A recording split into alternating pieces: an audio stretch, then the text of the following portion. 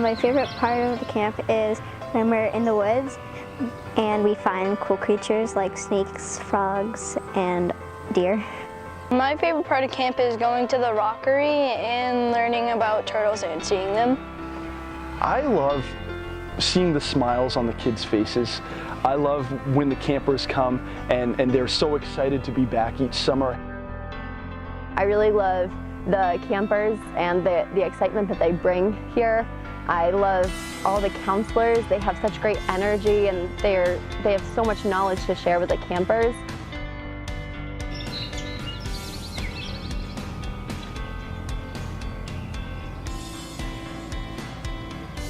Fortunately, we have a very large sanctuary. It's just under 2,000 acres in size. And some of the locations that our campers especially enjoy visiting include the rockery. That's a great place for some of the counselors to do their lessons at. It's an area where the campers get to see multiple habitats on their way. It's really cool. There's like a cave with a bunch of with rocks all over the walls. We have a canoe landing in which the kids get a chance to canoe along the Ipswich River, and there's also some wonderful woodlands. We have an area called April's Island in which we have some pine trees that are close to 200 years old. There's a lot of different habitats.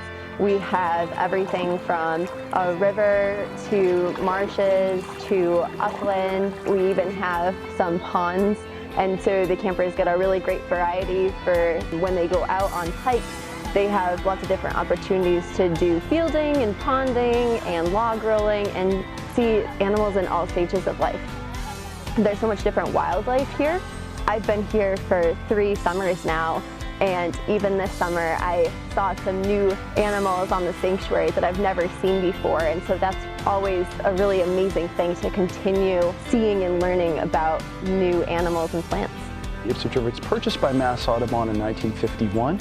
Prior to that, it was owned by a guy named Thomas Proctor, who privately owned it and made it into his own private arboretum.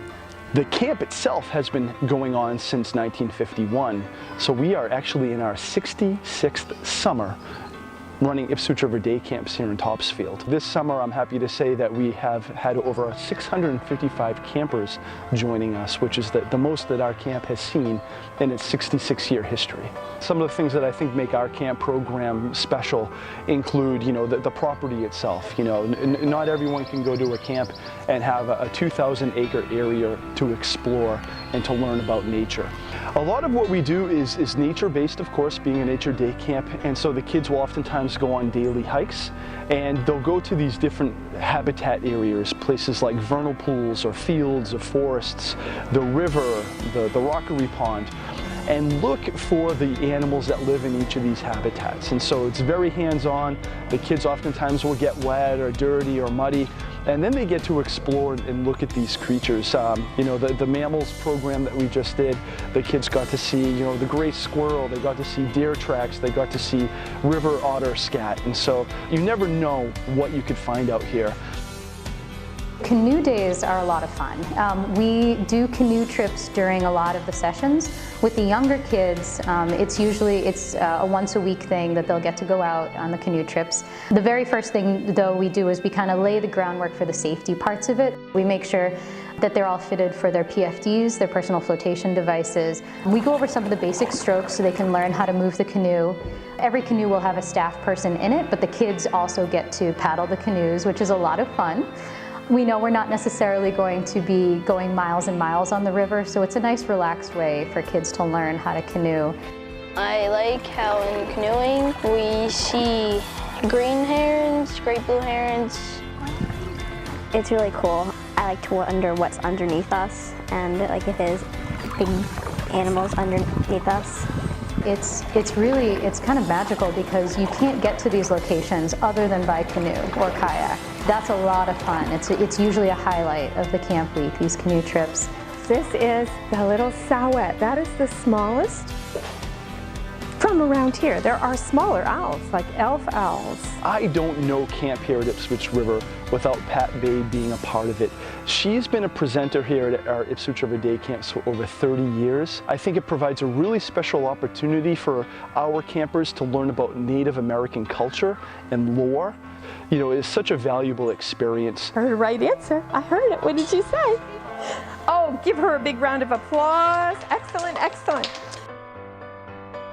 Closing circle is a time during the day when all the groups get to come back together and share what they did for the day. So we have a lot of different groups who come and they go to all different areas of the sanctuary throughout the day. They have a lot of different experiences and they might get to see some really cool animals.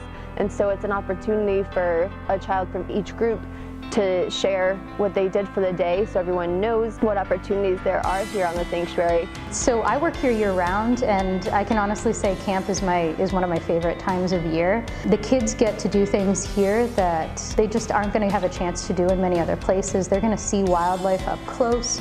They're going to actually get to catch things and observe them closely. This camp is a place where kids can kind of stretch their boundaries in a safe way. So beyond just trying new skills, they're getting comfortable in nature, which is something I don't think kids get enough time outside. This is an opportunity for the kids to come outside and not be on the TV or on the tablet or on their iPhone or things like that.